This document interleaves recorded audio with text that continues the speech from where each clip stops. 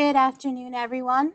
We're going to give everyone a minute or two to finish getting registered to get in.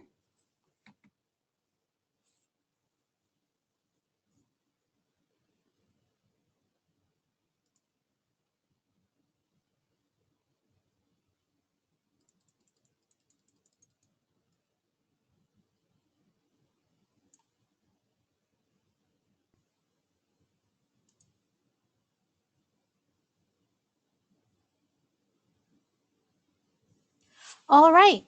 Good afternoon, everyone. My name is Daisy Linares, and I will be your organizer today. Thank you for joining us for this webinar. This webinar will be recorded and available for all attendees. You will receive a follow-up email within 2 business days with a link to the recording. You will also receive in a separate email a link to a survey that must be completed before you can get credit for attending in the workforce registry. Everyone who registered as of yesterday should have received an email with a link to the handouts, which are also available on your control panel. It would be the lower right-hand side. Please submit your questions and comments using the question panel, which again is also in your control panel on the lower right-hand side of your screen. Now I'll give you over to your presenters.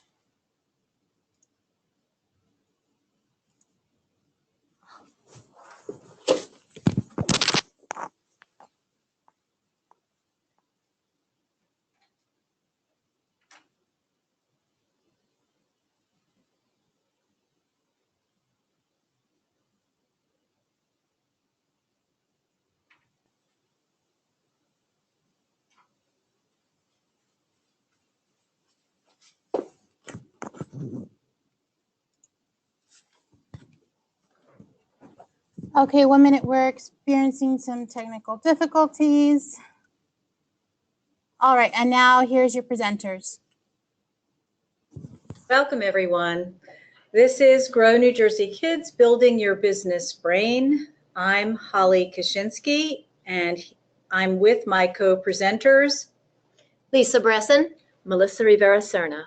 And we'll be discussing today with you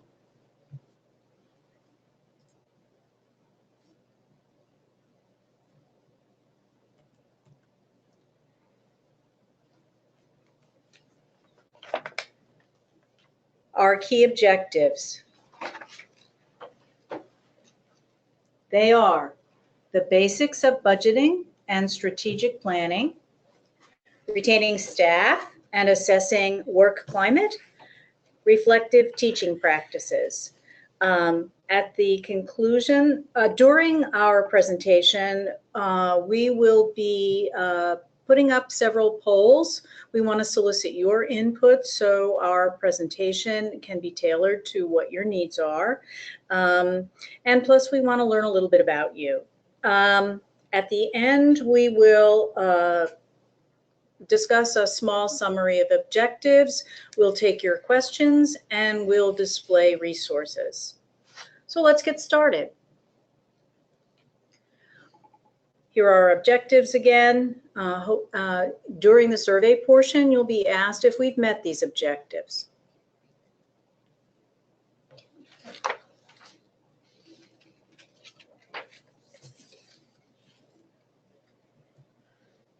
So our expectations are at the end of this, you'll be able to describe the basics of budgeting in business and strategic planning. You're going to be able to demonstrate strategies for retaining staff and assessing workplace climate, and you'll be able to identify ways of incorporating reflective teaching practices into your center. So here's our first poll.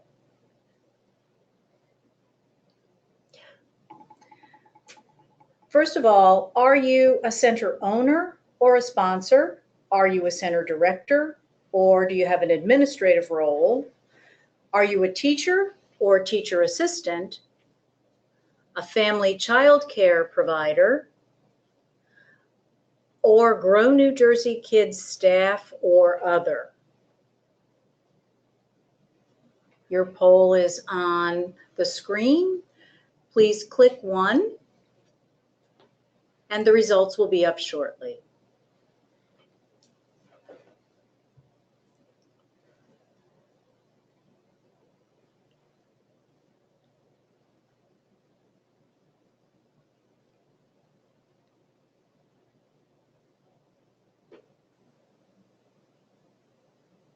So it looks like most of you are center directors, are administrators. A few have a teaching role, so welcome, and I'm enthusiastic that you are showing an interest in the administrative portion of your child care center. And there are Grow New Jersey Kids staff or CCR and our staff. Welcome.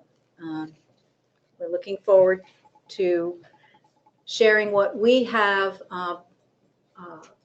developed. So this is a big topic, budgeting and strategic planning. And as you can see by this very busy slide, there are many of the Grow New Jersey Kids standards that touch upon these two concepts. Again, to reintroduce myself, I'm Holly Kaczynski, and I'm one of the Technical Assistant Supervisors in the Technical Assistance Center North.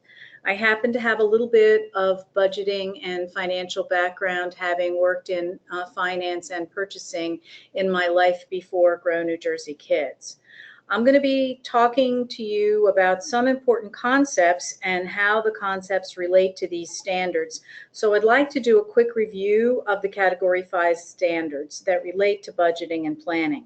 So in the first line, you see that business and administrative practices, as demonstrated by the pass scores, are in 4 of the different scales: 5.2.1, 5.3.1, 5.4.1, 5.5.1. And they all look for a demonstration of what's called appropriate business and administrative practices. Think what your accountant would advise you to do, business controls. Scores measured by the program administration scale and an increasingly higher score are what is needed for this standard, because program quality is not just classroom quality. Using the PASS or program administration scale enables centers to do an overall organizational assessment that can be used for program goal setting and self-improvement. Today, I'm only going to be discussing with you budget planning, accounting practices, and strategic planning. These are actually only 3 of the 25 measures of leadership and management functions that are in the program administration scale. My co-presenters, Melissa and Lisa, are going to touch upon a few more. So standard 5.3.3, financial policies and procedures are established based on professional accounting standards, which basically means knowing income and revenue and expenses are essential for knowing if your program's showing a profit, a loss, or possibly just breaking even. Standard 5.3.4 looks at your plan to achieve full enrollment in all your classrooms. Standard 5.3.5 requires that you've projected a 1-year operating budget that includes the income you anticipate based on your enrollment and the expenses that you are anticipating based on materials that you purchase, salary, taxes, etc. Standard 5.4.5 asks that the center has a financial system that includes an annual budget or report. So you've paid your employees their salaries, you've paid your bills, you've collected your income, and you are taking that forward. You're summarizing the results at the end of the year and producing a report that says whether or not you showed a profit, a loss, or broke even. Standard 5.4.6 says the program has a quarterly review conducted of the accounting records by an independent party who has accounting or bookkeeping experience. So this does not mean a family member who may be an accountant or a CPA. This is looking for someone who's independent of your center. Though if you are lucky enough to have a finance professional as part of your staff or in your as part owner, that is an advantage in thinking about this standard. And standard 5.4.7 says annually an audit is conducted by a certified public accountant or CPA, which means an outside person who will produce a report after looking at your records. So that's a brief overview of all the Grow New Jersey Kids standards. And what I wanted to say about it is it's increasing in orders of complexity as you move from 5.2 to 5.3 to 5.4. We are not expecting that you will have all of this in place when we work with you as technical assistants, but that you have begun to think about these things. So, if this is how everything that I've just said makes you feel, that was a lot of detailed information. Discussions about profit or loss or income and expenses can cause you to feel like your hair's on fire or sticking straight up in the air, way too much gel. If so, you are not alone. So let's have another poll and let's see where you are today. What is your level of experience or training that you've had in the childcare business? So is your experience from personal budgeting, meaning that you have a job, you have expenses, a car payment, student loans, utilities, and you buy food every week. That's personal budgeting. Have you attended a training at the county CCR&R who has offered some kind of coursework, a couple of hours a day? Have you attended a small business training offered through a local bank? Or possibly did you take a course on opening a child care center through a community college extension, high school extension, etc.? Do you have college level coursework in accounting but nothing specific to child care budgeting? Or have you worked in early childhood accounting? You've either paid bills or you've been responsible for ensuring that subsidy payments were made and the collection process involved in that. So we anxiously await your results.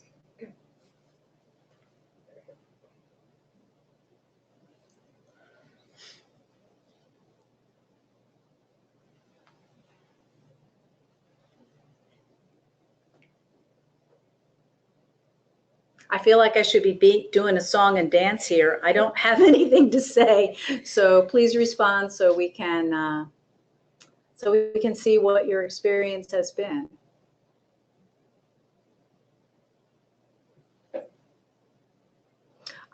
So most of you have done the personal type of budgeting, which, by the way, I think is very valuable. If you think about your own children and what they understand about, Mommy, can I buy a new toy? Well, no, dear, we're on a budget. We need to pay the electric bill this month.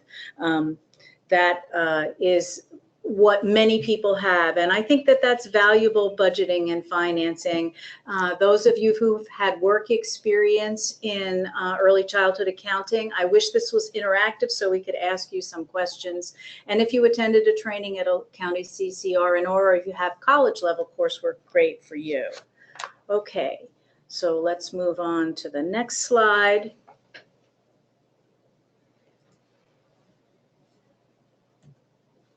Income and expense statements. So the professional terms are accounts receivable, income you might receive from tuition, subsidy, child care reimbursement through subsidy, grants, or fundraising, and then accounts payable, money that you owe for rent, utilities, property tax, etc. And hopefully, your income minus your expenses is resulting in a profit versus a loss, though I know that that can be challenging. So we know that early childhood budgets have these two sides, and balancing them is essential. Directors often focus on the rate, the price charged to parents, if things aren't balancing, or the reimbursement received from subsidy from the CCR&R. Rates are important, but there's another concept I'd like you to consider. Early care and education income is influenced by two other factors: enrollment and fee collection. So this model was developed by Louise Stoney, the Alliance for Early Childhood Finance and Opportunities Exchange, and it introduces the concept of full enrollment as something that should be considered when you're looking at your finances. I'm sure all of the directors currently on the line are acutely aware of that.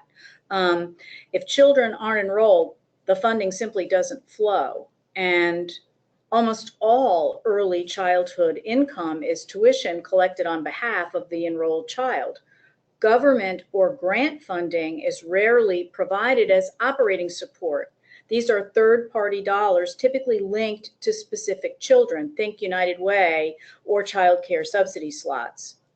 Operating at 100% enrollment is only doable if you have a waiting list, and even then there could be gaps as one child leaves and the start date of the next child is not the following day, but maybe several weeks after that. Some experts suggest that a well-run center should have a 95% enrollment, and others suggest that 85% is a more achievable rate. The point that I want to make here is that monitoring your enrollment and acting quickly to address any shortfall is the key to financial stability. Now let's take a look at full fee collection. Collecting fees in full and on time is essential. Programs may have budgets that balance on paper, but the cash doesn't come in the door as expected. So clear policies that are firm and consistent with families, plus thorough and prompt billing, will enable the administrator to stay on top of fee collection. It can be time-consuming without systems to streamline and automate the process, and electronic funds transfer payments, such as automatic online bill paying, could be a way to strengthen the fee collection. Revenues cover per cost child. What do we mean by this? We're talking about, if we think about back to personal finance, what you earn covers what you spend, with something left over to put in savings for unexpected expenses or bigger purchases. Determining the actual cost per child and comparing this cost to the price charged, and what you do when fees can't cover the full cost, identifying third-party funding to fill the gap. That's the essential key to sound fiscal management. Again, I'll stress the bottom line is that parent fees plus third-party payments must equal the per child cost. And what I mean by that is all expenses divided by the number of children enrolled. Otherwise, your program will be losing money. So I want to talk a little bit about strategic planning. This is only one item on the program administration scale, but I do believe it is the key to creating a vision and a mission statement that will set the tone for your entire center. So Kitty Butcher from Michigan State University Extension has said that if a vision statement is your destination, then the mission statement is the vehicle that is going to take you there. Vision statements are what we imagine in a perfect world, the idea we want to see occur someday. They're big ideas. So you'll see on the screen the vision statement, to make people happy. That's the vision statement of the Disney Corporation. And you can see in everything that they try and do, that's their big vision of what they want people to experience when they go to their parks. They're based on core values. Vision statements are basic beliefs that people hold dear. They don't need to be wordy as demonstrated here, and they don't need to be complex, but they do require you to think very deeply about your why. Why are you here? So another Holly Elisa Bruno, is the author of Leading on Purpose, Emotionally Intelligent Early Childhood Administration, suggests 7 standards for mission statements. They should inspire everyone who hears them. They should empower staff to find their own purpose with greater mission. They should shine steadily like a lighthouse when storms bluster. They should set a standard for quality performance. They should reflect our deepest core values. They should inform every decision, and they should remain timeless. So the mission statement example up there of spreading ideas is actually the mission statement of TED Talks, Technology, Entertainment, and Design. And I would say, from my own consumption of TED Talks, they certainly meet that goal. To return back to Kitty Butcher again, if we focus on providing a place where children and adults will be able to participate in a wide range of experience and develop their full potential, then it would make sense if the program supported professional development for teachers and other staff. And Melissa will be speaking on that in a minute. So here are some resources. Again, don't worry about trying to write all this information down. The webinar is being recorded and you're going to be sent a link. If you have any questions, please enter them in the question box and we'll try to answer them at the end. And I'll turn the microphone over to my colleague, Melissa Rivera-Serna. Good afternoon, everyone. This is Melissa, and I have been charged with speaking to you today about strategies for retaining staff, as well as the importance of assessing your workplace. This in accordance to these 5 Grow NJ Kids standards, which are listed before you. But first, I would like to start out by talking about the rate of recruitment and staff turnover. This slide here depicts data collected by Hi Mama Incorporated from a survey completed at licensed childcare centers in Ontario. As you can see, the survey lists 8 top-of-mind issues early childcare programs face in Ontario. I would dare to say these are the same issues or challenges our early childcare industry faces here in the United States. Among the many challenges listed here, one of the overwhelming concerns is recruitment and retaining of qualified staff. The turnover rates in early education workforce continue to prove a great concern. In the United States, for example, a study that was conducted by the National Association for the Education of Young Children reported the average annual turnover rate in early education was more than 30%.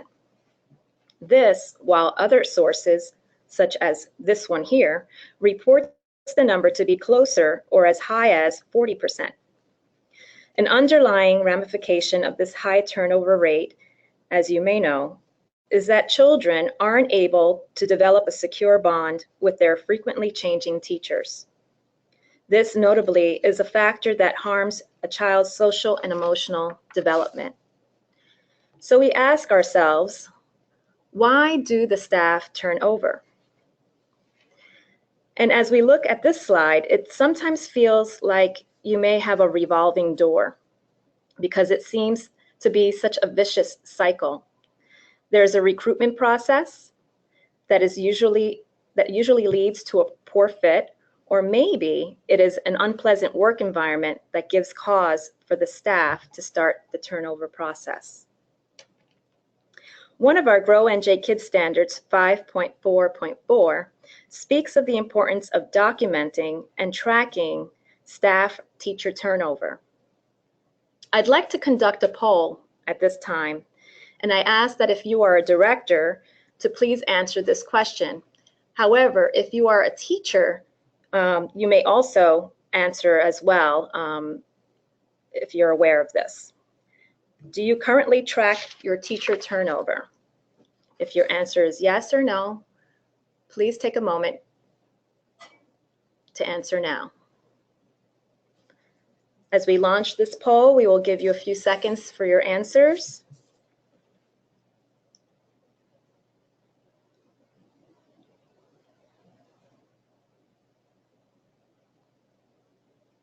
If you don't know, you can refrain from answering.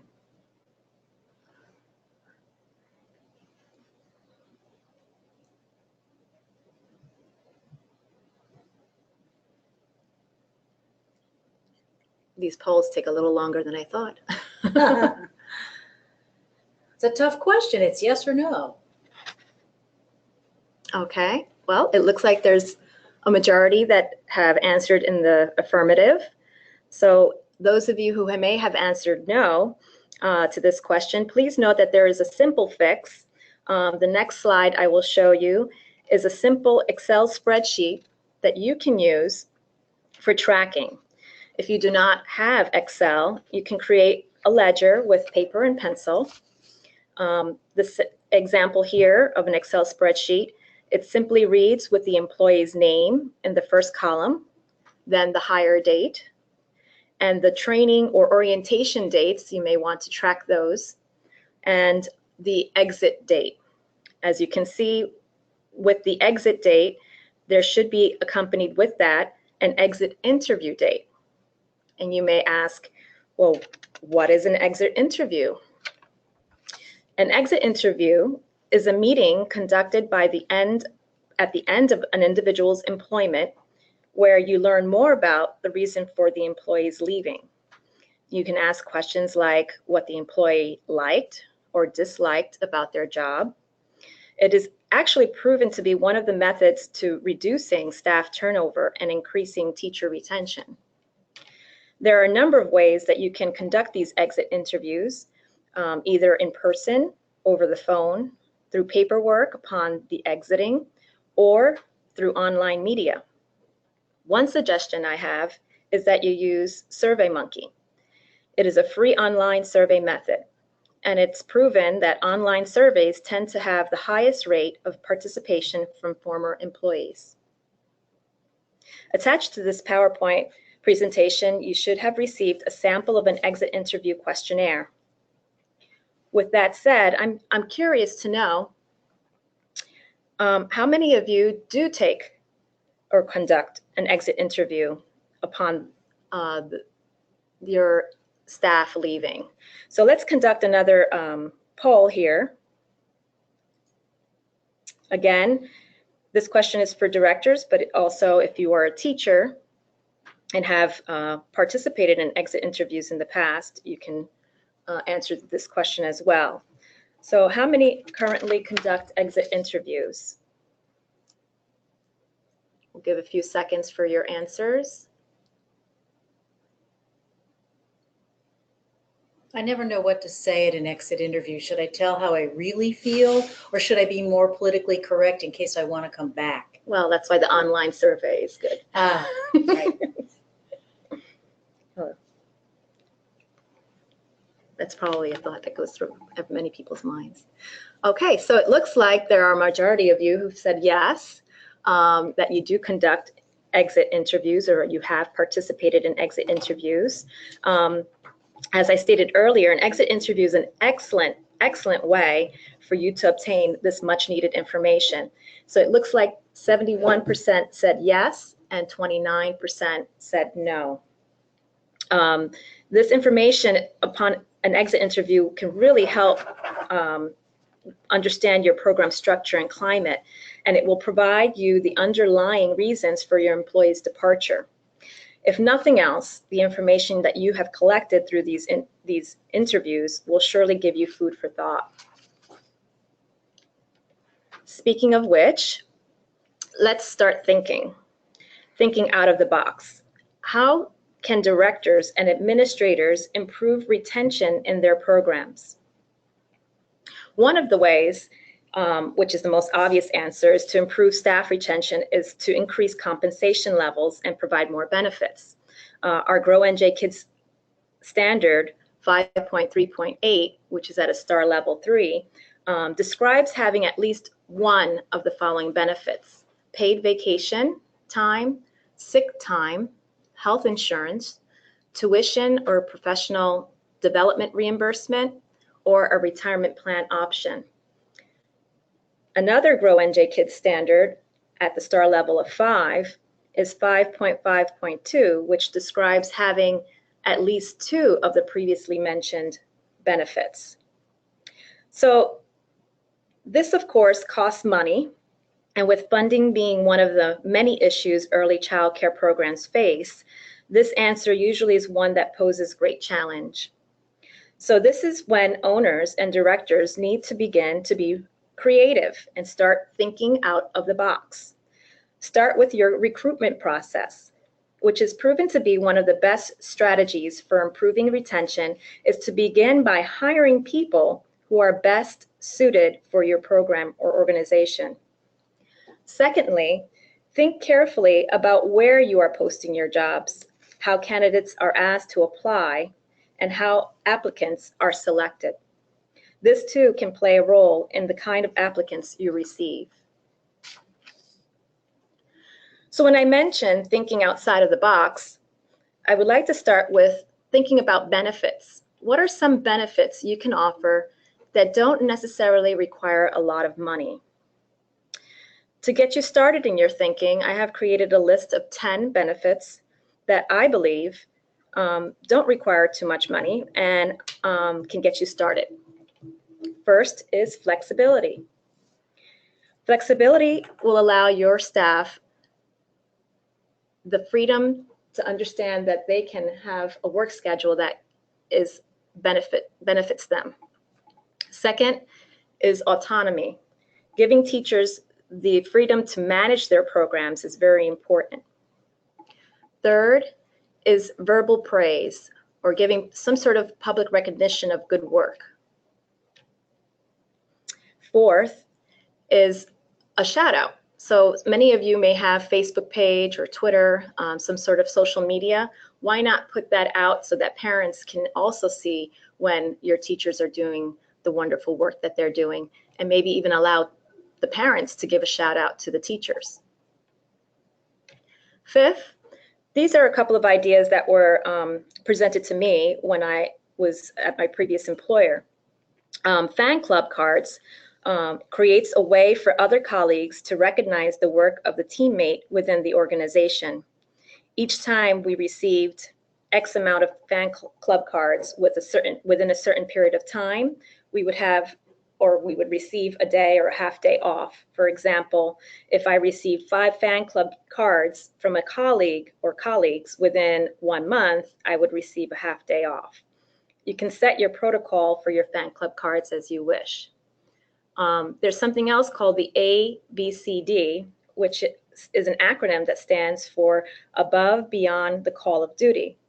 This would be a recognition for when an employee super exceeds any expectations that goes beyond their job description. It is equivalent to maybe being awarded Employee of the Month. A couple of other ideas would be gift cards, perhaps to Starbucks, Dunkin' Donuts, or a gift card for a spa treatment, maybe a manicure or pedicure. These are just some simple ideas that perhaps you can implement. The next is a day off, maybe for their birthday. Maybe that could be a recognition of their hard work. They have their birthday off every year. The next 2 concepts are going to be fleshed out more by Lisa Brezen, but it is very important for you to offer perhaps some lunch and learn days, more time for really some personal or professional development for your staff. All of these ideas can allow for you to retain those good educators, thus creating a positive work environment, which brings us to the next slide.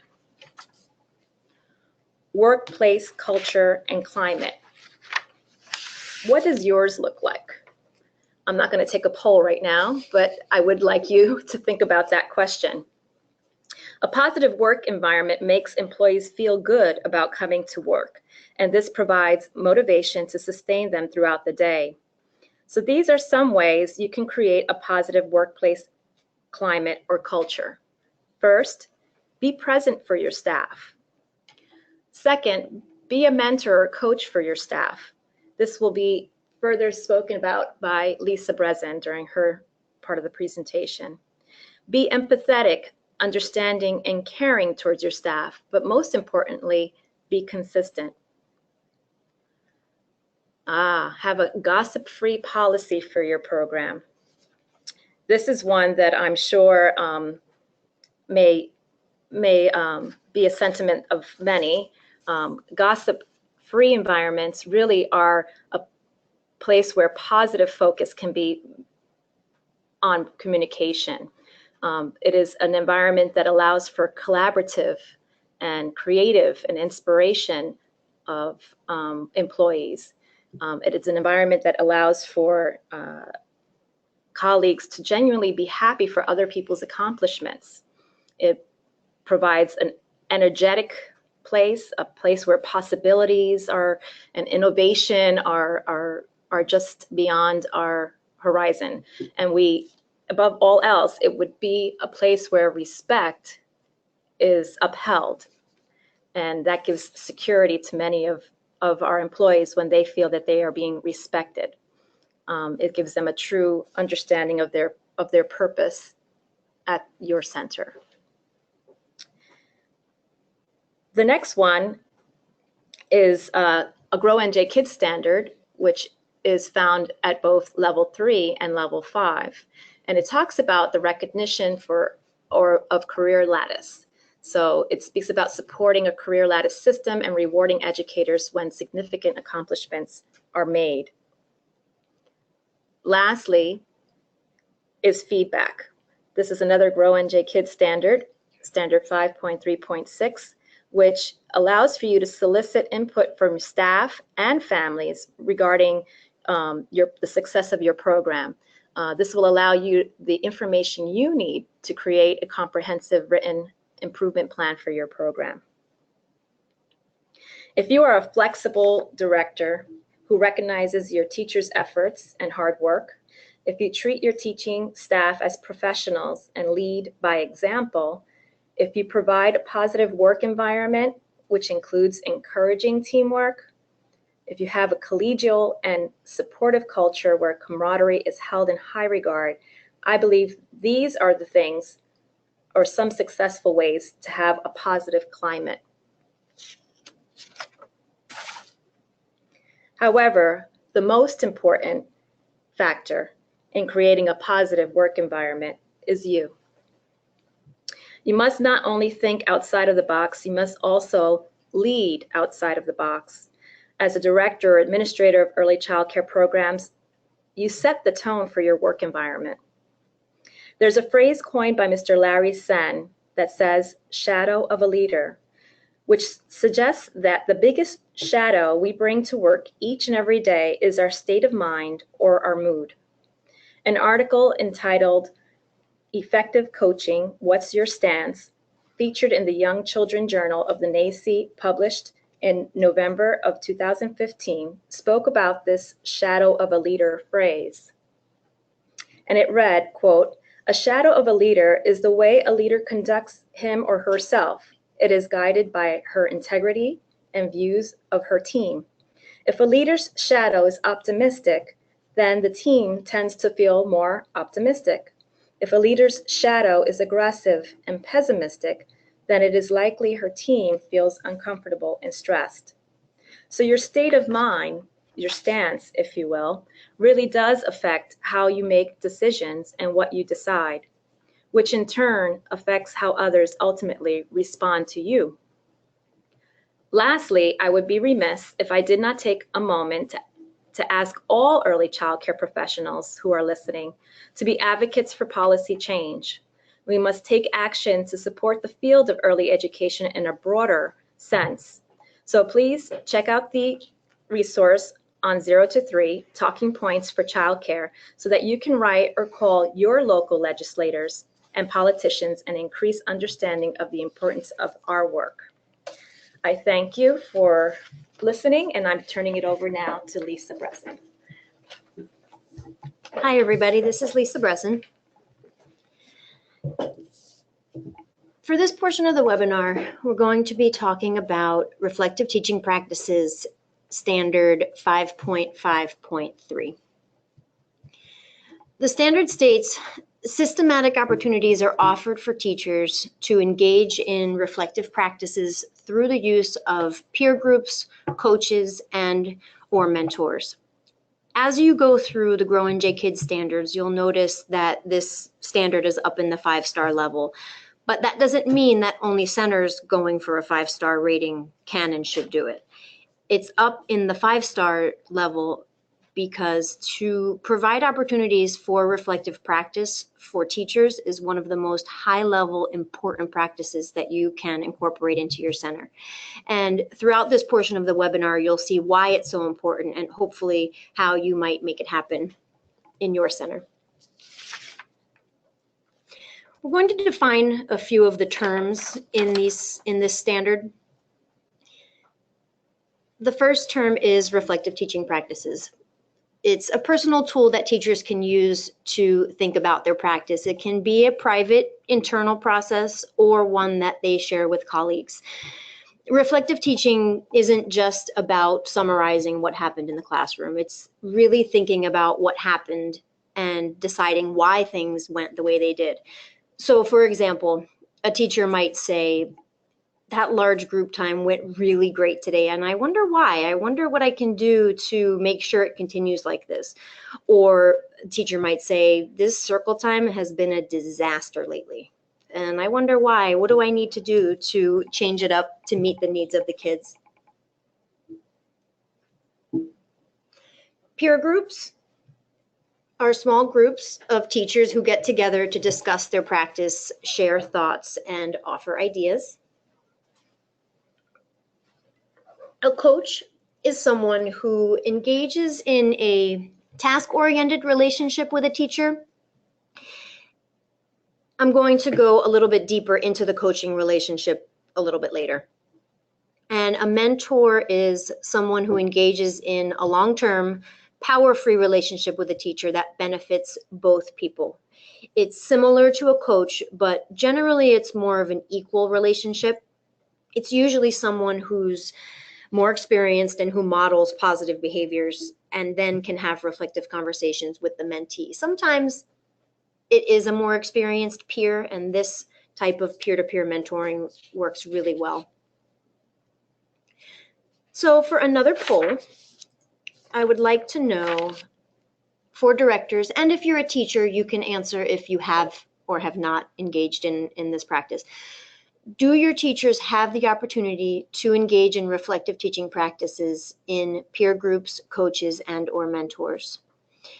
Yes, no, or I'm not sure. And I thought defining some of the terms might be helpful in having you answer this question. So just take a moment to answer this and we'll see what we see.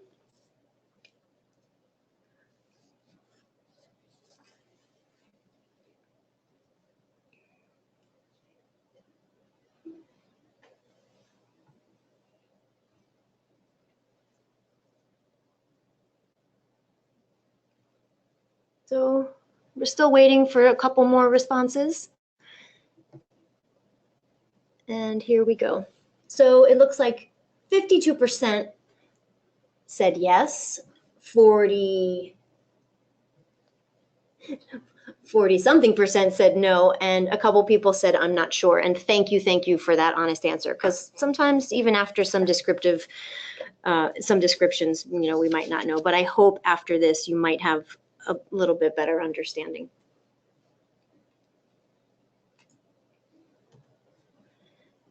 The coach and teacher experience. You've seen a few circular diagrams throughout the rest of this webinar, and where one part kind of feeds into the next part and so on.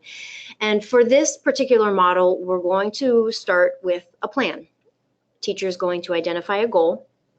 And like I mentioned before, the coach and teacher relationship is usually task-oriented. So for example, a teacher might say, my book reading times haven't been going so well lately. I need to figure out what to do to make the kids pay attention better. So there's the teacher's goal. And together they'll come up with the plan.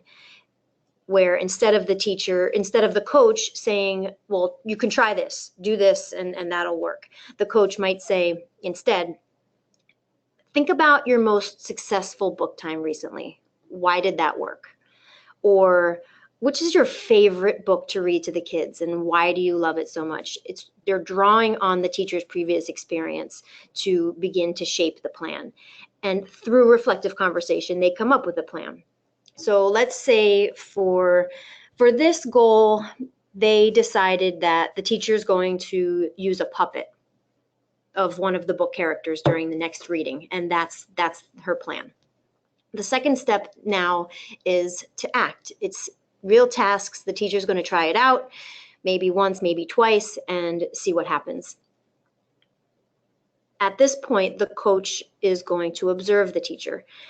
This is strictly data collection. It's not the coach saying, well, that was great, or well, that was kind of terrible. This is just strictly data collection where the coach records exactly what's happening, how the kids are responding, and what the teacher is doing when the kids are responding. So for example, the coach's notes might say something like, minute 1 and 2, 7 children are not engaged while the teacher is introducing the title, author, and illustrator. Teacher pulls out the puppet from behind her back, all children engaged. The next point might say, teacher asks the puppet to introduce the title, author, and illustrator. The puppet points and reads while interacting playfully with the children. Puppet asks children to repeat. All children engaged, 3 children move closer to see the book. So as you can tell by this example, it's strictly what the coach is observing happening between the teacher and the child.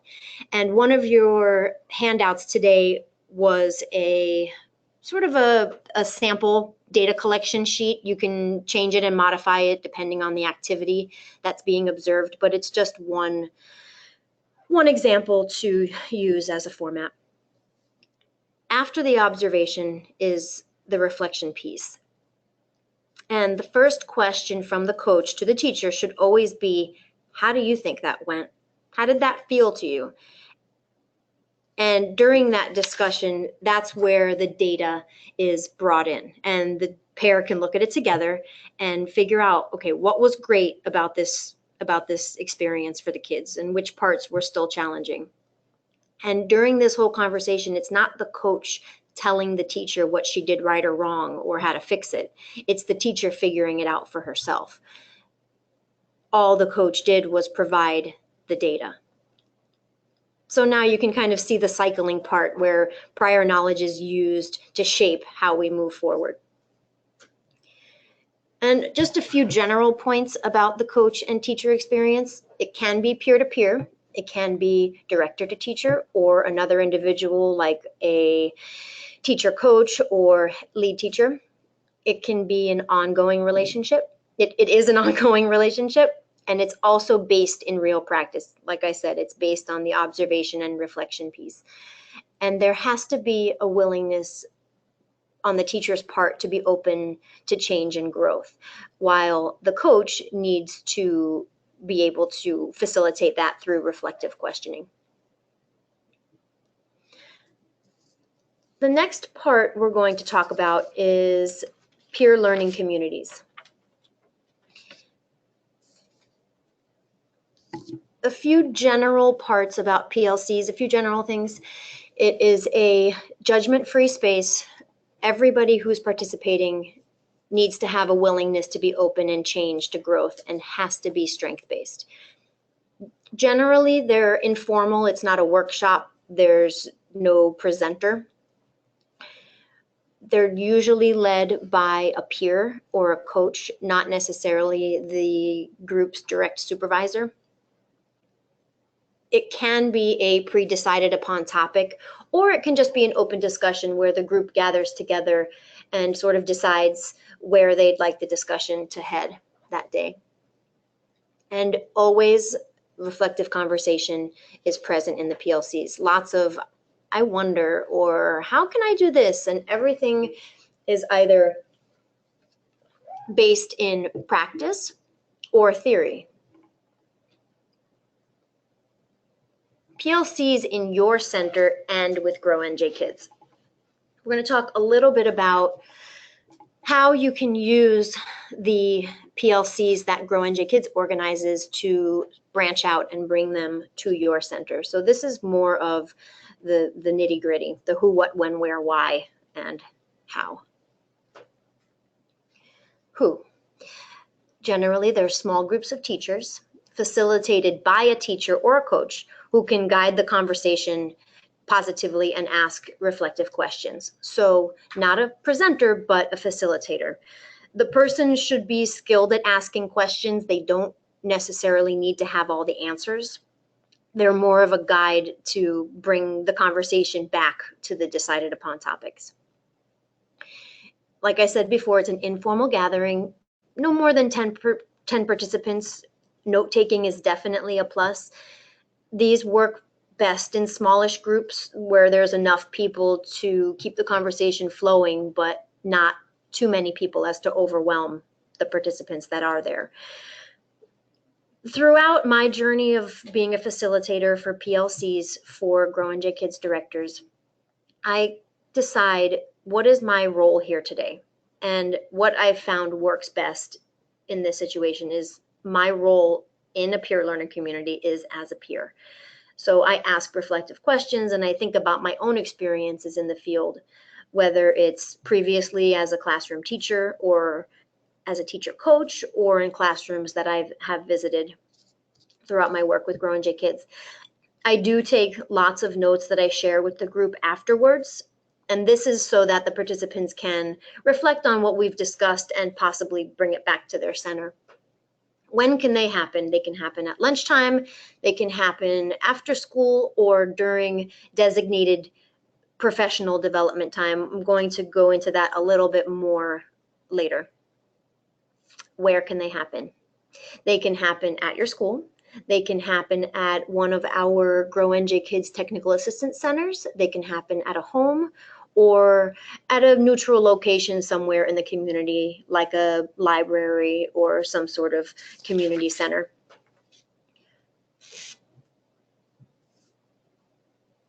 So as I said before, you can build separate professional development time into your school calendar. You can hold them on during lunch and learns. Or another way to do it is to get coverage for 2 teachers once every couple months to attend a PLC with teachers in other schools. So I want to go into this one a little bit more. This can be done in a few ways. Building separate professional development time into your calendar is a really important and it's an important practice that you can do. You can put it in your family handbook right up front so that families know what they're getting and put it in the school calendar. Families who are currently with you that maybe this is kind of sprung on them because it's a new practice that you've incorporated into your center. Families who love your school and love the experiences that you provide for their children, they're not going to leave you because you're closing for a few half days a year. And designating time for professional development, it sends a really powerful message to your families. It says, we're professionals and we will continue growing professionally, and we take this very seriously so that we can best educate your kids. And when thinking about, well, when can I build in PD time for my staff? I have a couple suggestions, and maybe if you have some other suggestions, you can incorporate them. You can type them out in the comment box. You can pick times when older children are off of school, maybe when your local public schools are closed, the week of winter break, spring break, during the summer. You can also think about some holidays that many businesses are closed, such as Election Day, Columbus Day, Veterans Day, Good Friday. The other thing you can do, kind of in line with that, is do a little research into your own experience over the past couple years. Look at the attendance history of your students and see which days were the lowest enrollment. You can also provide resources for babysitters or drop-in services in the community. YMCAs sometimes have special programs happening when the public schools are closed. arranging coverage for 2 teachers at a time to attend regional PLCs with other teachers once every couple months is another way. Or if you have a large enough school, directors can make connections with other directors at our Grow NJ Kids PLCs and bring that model back to start organizing them for their teachers. We're going to talk about that a little bit more later. And the why. Teachers need to reflect on their teaching. Professional growth, as Melissa said before, is an incentive for teachers, and it really shows that we take care of the people who take care of our children. And this goes for teaching assistants, for teachers, and for directors as well.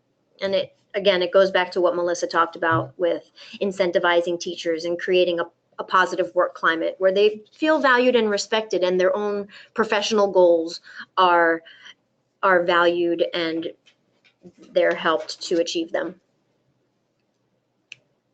So really quickly, before we close out this portion of the webinar, I'd like to know, have you attended a Grow NJ Kids PLC for directors?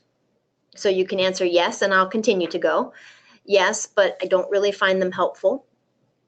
No, I haven't been, but I would really like to. Or no, and I don't plan on attending any. So just take a moment to answer this poll, and we will see what we see.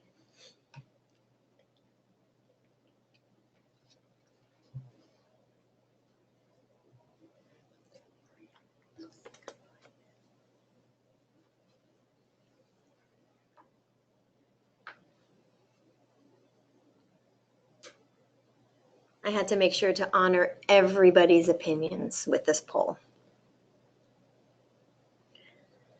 So it looks like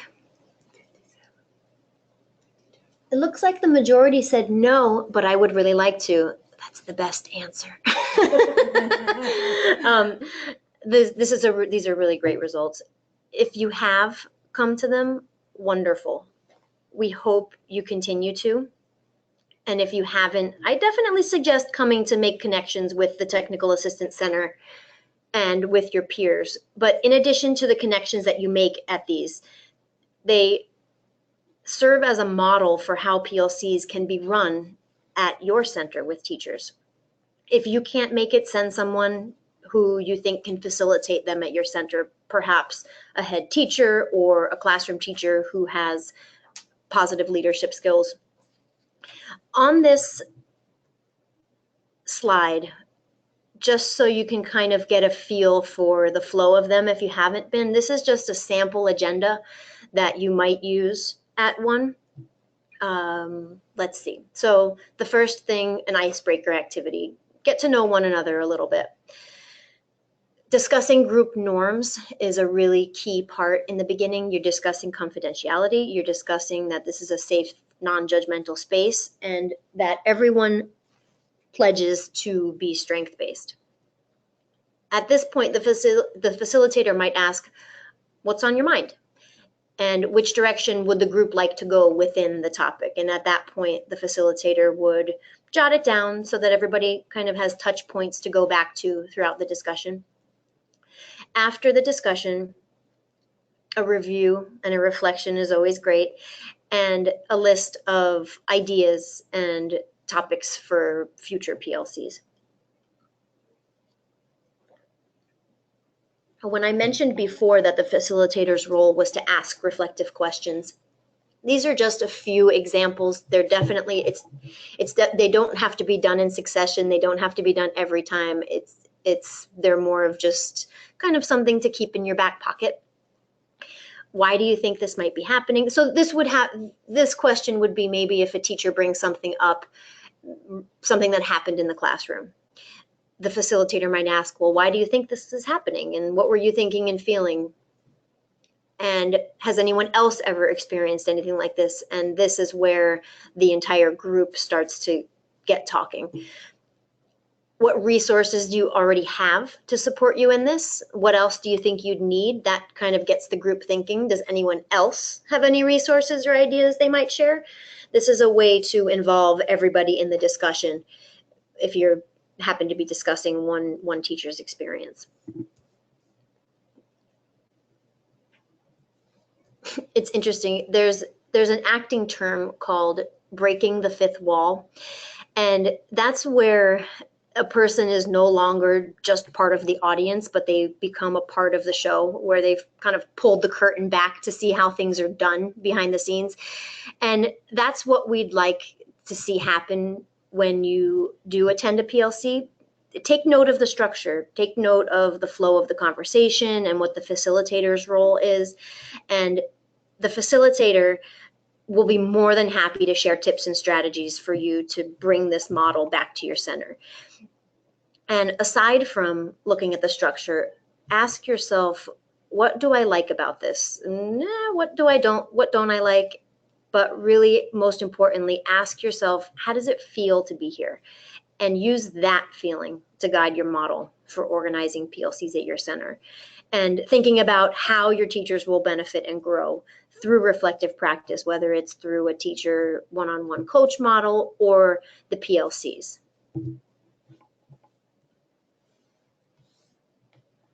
Okay, so here we've arrived at the conclusion of our webinar, and the nuts and bolts, or the biggest takeaways we wanted you to have, were that you had some language you could use around the basics of budgeting in business, and a concept of what we mean when we talk about strategic planning.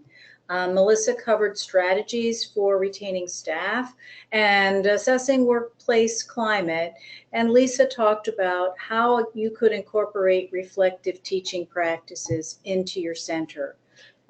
Some things to consider and share. We have a few minutes for questions and comments. We'd love for you to be able to enter some things. So here's just a couple guiding things.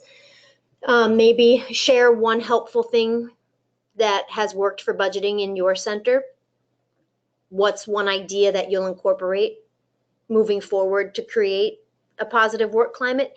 Even if that idea is, I'm going to assess my workplace climate. Everybody starts somewhere, so that's a really important starting point also. And possibly, if you currently do have opportunities for reflective practice happening in your center, what are you doing and how has it worked for you? Or any other questions that you might have about any of the parts of the webinar. Okay, so we do have one question. There's a lot of gossip after staff meetings. How do I manage it? You want to answer that one, Melissa? Sure. Again, I had displayed that slide that talked about lead outside of the box. The best thing you can do is really lead by example. Should gossip start after a staff meeting, I would be sure to nip it in the bud. You would want to have your gossip-free environment policy in place, which speaks to the positive benefits of not having gossip be a virus in your work environment, and speak about the consequences or that would happen should an employee be found to be involved in gossip. Remember that gossip really, all it does is create an environment where there's aggressive behavior and disrespect towards one another. So you really want to create that positive environment and stand consistent as a director or administrator by your policy, and let them know that you will not tolerate it.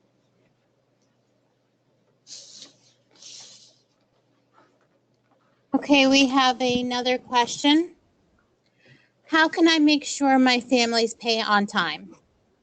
Such a good question. Thank you for asking that.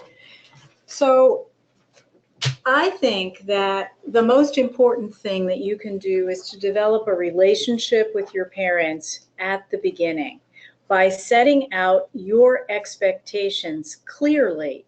You have to strongly encourage any new enrollment to pay on time. People need to pay because your services are of value and the center has financial obligations. If you have a parent who you don't seem to be able to address by gentle reminders, you may have to take that parent privately into your office and explain that you've got a payroll to meet too, and that their continued their children's continued attendance at your center is going to be contingent upon their payment promptly. And I think that this is one of the hardest things that center directors do, because when you form a relationship with somebody, you get to know them as people, and you know maybe something happened, somebody got laid off, or money's tight, or it's Christmas, or any of the other things that can happen. But you should make yourself a priority for them, and you have to be consistent in enforcing the policy. You have to do it promptly. You have to stay on it. And for the first day, if it's day one and, oh, I forgot my checkbook, you might say, well, gee, that's okay. You can leave your child here, and I'll be here when you go home and bring your checkbook back. You don't want to let it go beyond that one day. Maybe you can take the approach of, oh, I'm sure you forgot. You follow up with notes, but your policy should clearly state what will happen if parents pay late, and what might result in their child no longer being able to attend your center. Again, another suggestion could be reminder signs in your entryway on the due days of tuition payment. I know as a supervisor here, I get reminders reminding me to approve payroll for my staff, and I am petrified I'm going to miss that. So you want to sort of encourage that feeling in your parents. You want them to be petrified if they don't pay. But you can do that gently and kindly, and maybe more insistently with others. But you have to be consistent, and it has to be a written policy in your handbook. But Grow New Jersey Kids can help you with that. Okay, so the last question we are taking, what are some good topics for PLCs? Well, the short answer is any topic is a good topic. It really can be anything that is on the teacher's minds, any pressing issue. A few of the topics that we've had so far that have worked really well is, one discussion was around challenging behaviors in the classroom.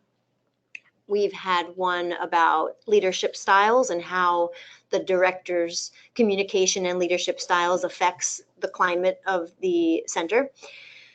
We've had there was one really great one that just happened about how to meet ECRS, or how to meet ERS scores on a budget, about how to incorporate low to no cost solutions into your center while thinking about the ERS and the ECRS and the ITERs. So it's really any topic that teachers bring to you, or that a director might feel is timely.